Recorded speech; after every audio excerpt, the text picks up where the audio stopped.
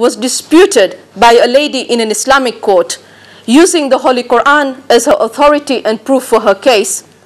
Such conduct, coming from a lady accepted as being pure, established that there is no immodesty in a woman asserting her rights and disputing male interpretation of the law.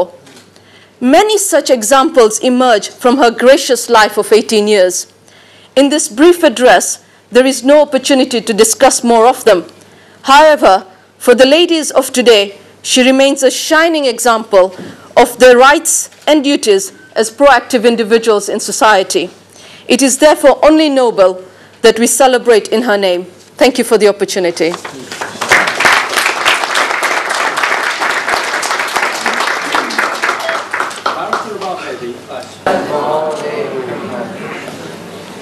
برای خشنود امام زمان علیه السلام بلندتر صلوات.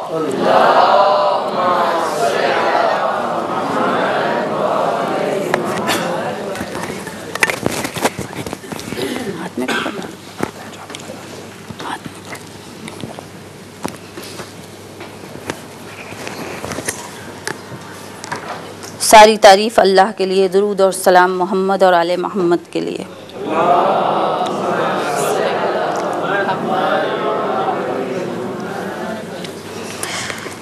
आज इस नूरानी महफ़िल में शिरकत करते हुए और अपनी शहज़ादी की बारगाह में ख़िराज अक़ीदत पेश करते हुए बहुत फ़ख्र महसूस हो रहा है।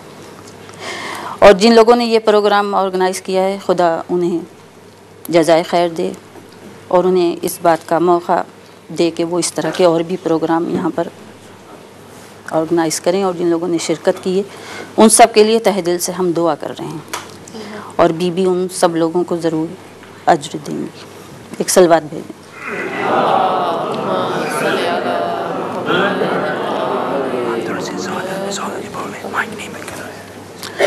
ज़िक्र है उस बीबी का जो बेटी है अशरफुल अंबिया की, सैयदुल अंबिया की। वो बीबी के 14 मासूमीन में एक बीबी है। वो बीबी के जिसे परवरदिगार आलम ने अपनी कनीज़ ख़ास कहा। कुरान में 14 नेक बीबियों का ज़िक्र है। हव्वा का ज़िक्र कुरान में, आसिया का ज़िक्र कुरान में, सारा का ज़िक्र कुरान में, हाजरा का ज़िक्र कुरान में है, मरियम का ज़िक्र कुरान में है, रहीमा का ज़िक्र कुरान में है, लेकिन किसी को कनीज़ ख़ास नहीं कहा। परवरदिगार आलम किसी और बीबी को कनीज़ ख़ास क्यों न कहा? तो शायद परवरदिगार आलम ये कहे कि ज़हरा मेरी कनीज़ ख़ास है और ये तमाम नेक बीबियाँ ज़हरा की कनीज़ें। ज़िक्र है उस बीबी का कि जिसके दर पर फरिश्तों ने सजदा किया। ज़िक्र है उस बीबी का कि जिस पर रसूल इस्लाम जिसके दरवाज़े पर सलाम भेजते थे।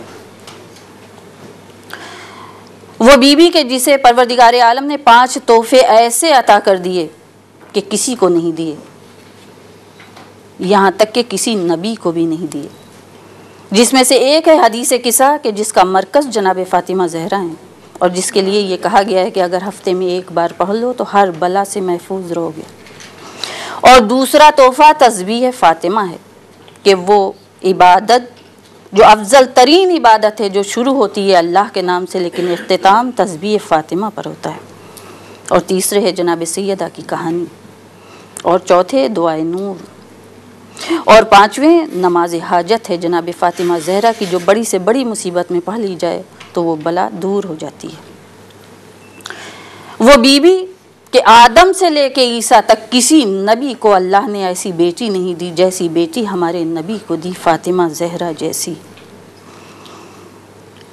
अगर अल्लाह चाहता तो अपने हबीब को एक बेटा अता करता, और ऐसा नहीं है कि बेटा नहीं दिया, नहीं, बेटे दिए और ले लिए। तो अगर चाहता तो एक ही बेटे को हयात रखता, लेकिन बड़े मसाइल थे। अगर बेटा होता और नबी जैसा ना होता तो नबी की तौहीन के बेटा नबी जैसा ना हुआ, और अगर नबी जैसा होता तो कुदरत पहले ही ऐलान कर चुकी कि इसका मिस्ल कोई है ही नहीं, और नबी से बरतर हो नहीं सकता। तो बड़े मसाइल थे, इसलिए कुदरत का फैसला ये था, चूँकि नबी रहमतुल लिल आलमीन है, इसलिए हम ये चाहते हैं कि इसकी नस्ल रहमत से चले, इसलिए हम बेटा नहीं देंगे बल्कि एक बेटी देंगे। ऐसी बेटी जो फ़क्र हव्वा है, जो फ़क्र आसिया है, जो फ़क्र सारा है, जो फ़क्र हाजरा है, जो फ़क्र मरियम है। ऐसी बेटी के किसी नबी को ऐसी बेटी नहीं मिली।